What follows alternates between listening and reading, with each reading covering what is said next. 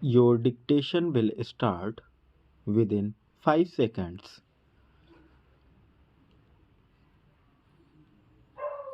It is not disputed that the accused appellant Ram Dulare is a handicapped person who has filed his disability certificate issued by Medical Board of Chief Medical Officer MAU certifying 60% disability in his right leg, and it has been admitted by PW2 and PW3 that accused appellant is a handicapped person disabled with one leg and cannot walk properly because of problem with one leg. It is not the case of the prosecution that the accused appellant was having love affair with the victim, the minor girl, and enticed her away on account of the love affair. It is also pertinent to mention that since the accused appellant is a handicapped person until and otherwise proved, no girl is supposed to fall in love with such a disabled person, and so even in case of any one side liking of victim by accused appellant, there can be no reason for the victim to go with the accused appellant at her own. There is no whisper of any force having been used by the accused appellant or other accused persons in forcibly setting the victim in jeep with the accused appellant.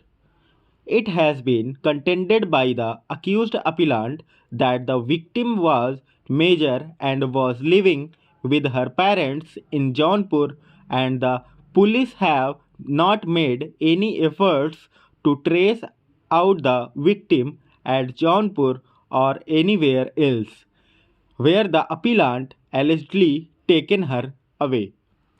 It is pertinent to mention that the first informant is a law graduate, and it is expected from him as a prudent man to inform the police immediately after the incident so that there could have been better possibility of tracing out the victim.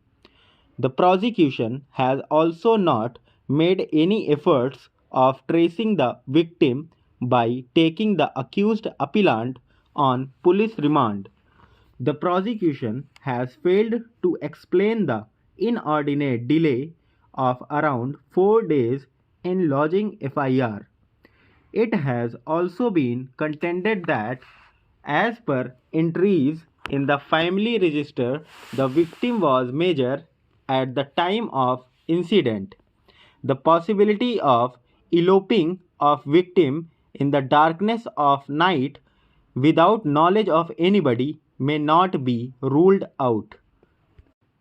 Admittedly, the first informant PW3 is highly educated person and postgraduate, as has been admitted by him in his cross examination at page 8 of his cross examination, that he is MA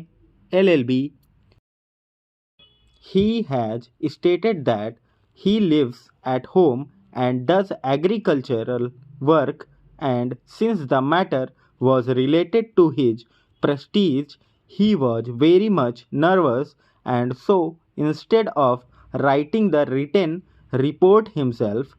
got it written by Harish Yadav on his dictation, and in dictating there was no problem.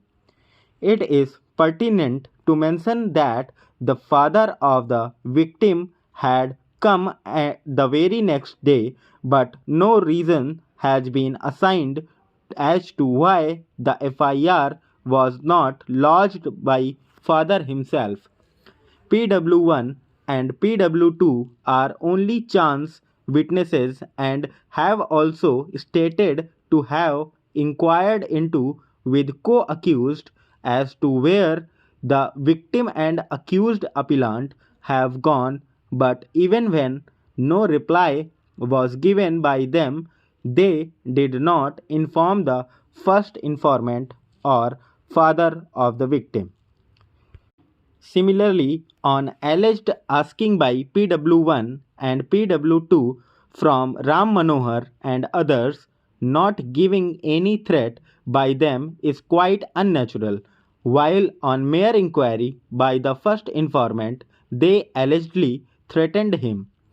The first informant has not assigned any reason when neither he was eyewitness of the occurrence nor got any information from alleged eyewitnesses, then why and on what ground he approached the family members of accused appellant, i.e., co accused persons, for inquiring about the victim.